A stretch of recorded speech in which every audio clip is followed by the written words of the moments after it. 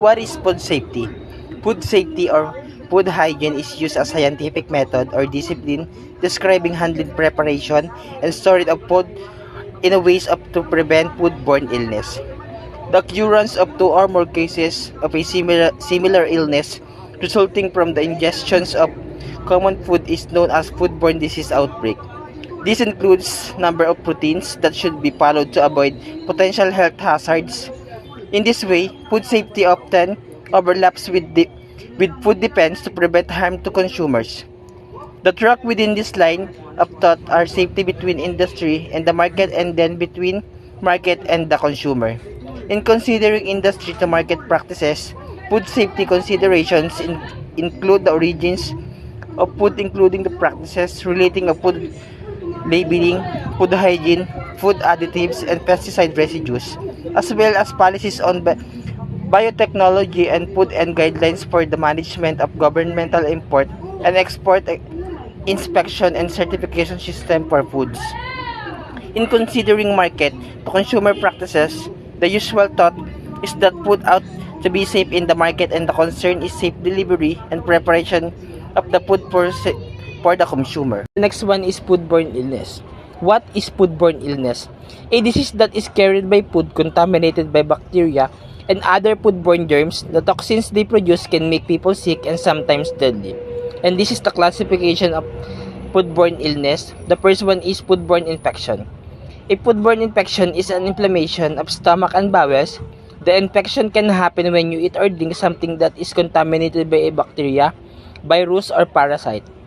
Open implementations lead to nausea, vomiting, abdominal pain, abdominal cramps, and sometimes fever.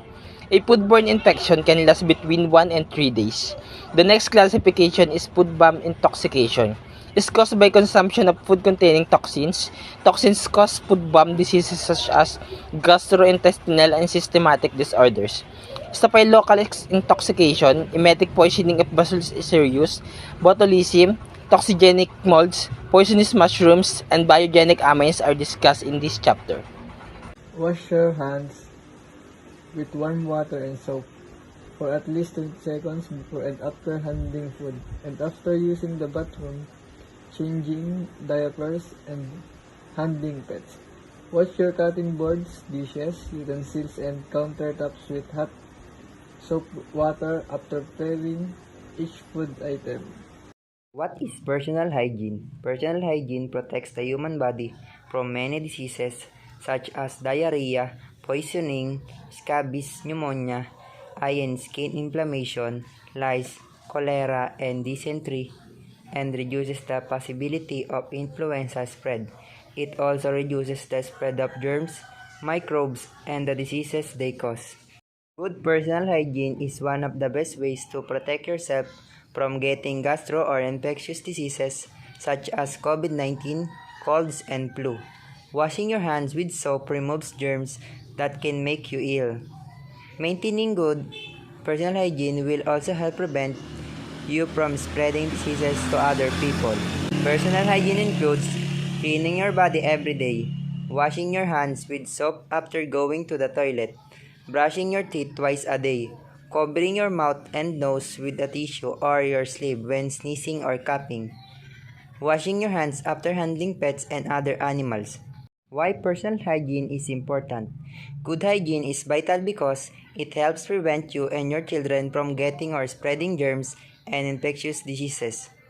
The germs that cause many diseases can be passed on through touching other people, getting faces on your hands, handling contaminated food, or coming into contact with dirty surfaces or objects. Ways to maintain personal hygiene. First, do not work with food if you have any communicable disease or infection. Second, bath or shower daily. Third, wear clean uniforms or aprons. Fourth, keep hair neat and clean. Always wear a hat or hairnet. 5. Keep mustaches and beard trim and clean. Better yet, be clean shaven. 6. Wash hands and expose parts of arms before work and as often as necessary during work, including after eating, drinking, and smoking, after using the toilet, after touching or handling anything that may be contaminated by bacteria. 7. Cover mouth when coughing, cover nose when sneezing, and then wash hands. 8. Keep your hands away from your face, eyes, hair, and arms. 9. Keep fingernails clean and short. Do not wear nail polish. 10. Do not smoke or chew gums while on duty. 11. Cover cuts or sores with clean bandage. 12. Do not sit on work tables. The proper sanitation practices. In work clothes, wear long sleeve shirts, pants, hot socks and shoes, or boots and glove if necessary. Wear clean clothes to work every day. Wash your work clothes with detergent and hot water before wearing them again. Wash work clothes separately from the family laundry. Washing yourself. Always wash your hands thoroughly before eating, drinking, or smoking tobacco. Always wash your hands before and after using bathroom. Shower at the end of the day and put on clean clothes. While eating, eat away from the field or chemical storage areas. Check with your supervisors to make sure if it's safe before eating anything from the field. Proper food storage helps to preserve the quality and nutritional value of the foods you purchase and also helps make the most of your food dollar by preventing spoilage. Additionally, proper food storage can help prevent foodborne illness caused by harmful bacteria. Use fresh, perishable foods used after they are harvested or purchased. Signs of spoilage that make food unpalatable but not a bacterial hazard are the rancid odor and flavor of fats caused by oxidation, slime on the surface of meat, and the fermentation of fruit juices due to yeast growth. Of odors in foods and a sour taste in bland foods can indicate dangerous bacterial spoilage. However, food can hide in bacteria count even without such signal. To retain quality and nutritive value, stock only the kinds and amounts of food you can store properly. Proper storage means maintaining a clean refrigerator and freezer. Avoid overcrowding the refrigerator. Arrange items so cold air can circulate freely. To reduce dehydration and quality loss, use freezer wrap, freezer quality plastic bags, or aluminum foil over commercial wrap on meat and poultry that will be stored in the freezer for more than 2 months.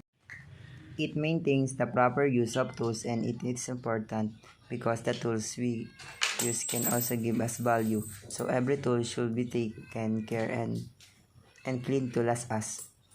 Take care like taking up on ourselves. Food is very important in human life and our health. So only buy enough food to keep it from going bad or store it into the fridge so it doesn't go to waste. Hand washing is the most important because we are not the captain of germs, bacteria, and viruses that are contagious during this pandemic. We need to wash our hands before eating. Hand washing is the most important personal hygiene practice to avoid getting and spreading various infectious diseases. It is important to properly clean and sanitize food contact surfaces such as tables. Clean tables lead to higher marks from guests and also help to reduce contamination risk. Proper lab attire or proper wear of attire includes a combination of clothing and recognized safe practices that will decrease the likelihood of injury or incident in the lab. It is important to be properly dressed when working in laboratory. Follow the guidelines below to ensure that your clothing covers your skin and protects you from spilled chemical, biological, or radioactive materials, falling objects, and other lab hazards. Take a sample of food from the pan using the sampling spoon. Use 2 spoons, a sampling and a tasting spoon. Using the sampling spoon, take a small amount of food from the container. To prevent contamination, never taste directly from a sampling spoon or any utensil. Use the preparation or service.